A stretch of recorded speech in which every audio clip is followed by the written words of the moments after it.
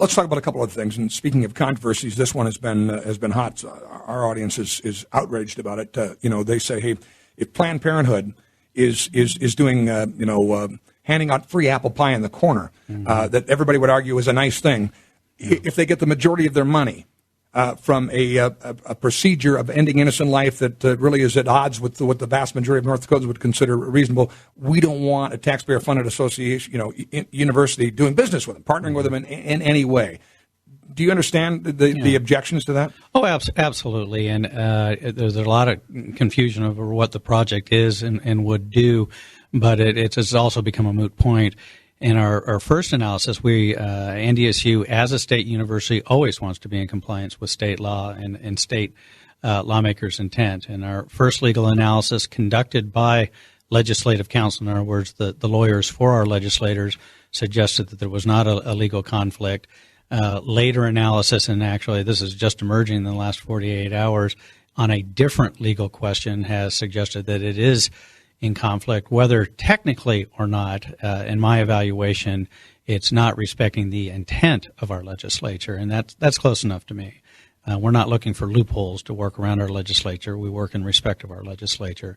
So I've taken the step of freezing the funds, and if they can't be directed appropriately, they'll be returned to the federal agency. And frankly, the federal agency may retract them if we even suggest redirecting them. And it's a moot point, I think, to North Dakotans. We now found a legal hang-up with the research, and we won't proceed in violation of the intent of our legislature. So there will be no NDSU Planned Parenthood partnership on this particular project? No. What we found is a very specific codicil of the law that makes it clear that it cannot be with Planned Parenthood, and unless we can work around that, and again, I'm not holding out hope on that, we'll have to go to the direction of returning the resources.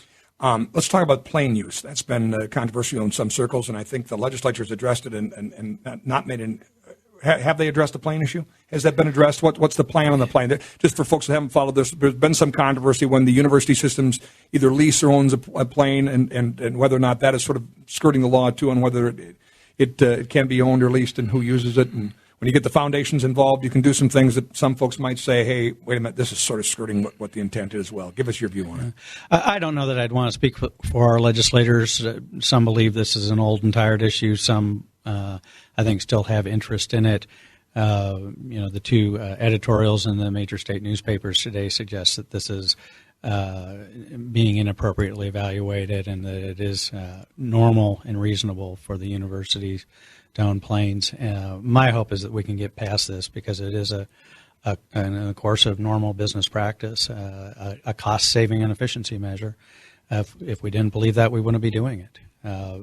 And easy for me to understand how, from the outside looking in, people might not have that perspective, but I believe careful analysis suggests it is a practice, and we remain open to looking at options to increase the efficiency and cost-effectiveness on the plane. I can't imagine any argument against doing that. But how's a decision made on whether or not to use a plane and get folks back and forth? Well, really, looking at the cost efficiency, whether the plane is going to have the people in it, that it's less expensive than the spent travel time, meals, hotel rooms, things like that, which is often the case in a state like North Dakota, particularly with winter travel. If we have to send 4 to 8 people someplace the night before, have them spend 5 to 8 hours getting there, 5 to 8 hours coming back, that becomes a 2-3 day trip. Do you welcome the scrutiny, or is it a little bit tiring? In other words, you come from a different environment in Texas, and obviously, there's a state not short of opinions down there, right? And a robust, rambunctious legislature, although it maybe more of them. But is this a good thing, or is this as someone that comes in sees this as a process that slows things or frustrates the ultimate intent of what you're trying to accomplish?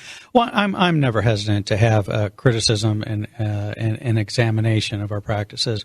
And frankly, if we don't have reasonable, intelligent answers to those questions, we need to look at what we're doing. So I welcome that. There's some point where it becomes beating a dead horse, and I'm not sure it's a good use of anyone's time. But I've always been someone who has welcomed criticism and constructive feedback because it's a good test of what we're doing and whether it's appropriate. Good to chat with you today. Appreciate it. We look forward to many conversations throughout the session and always. Thanks, Scott. Appreciate it. And congratulations on a national championship victory. Thank you very much. Dean Bresciani, the president of NDSU, our guest from the state capital in Bismarck. President Kelly, by the way, will join us next hour on the program, and more of your calls on our topics of the day coming up next. Don't go away, folks.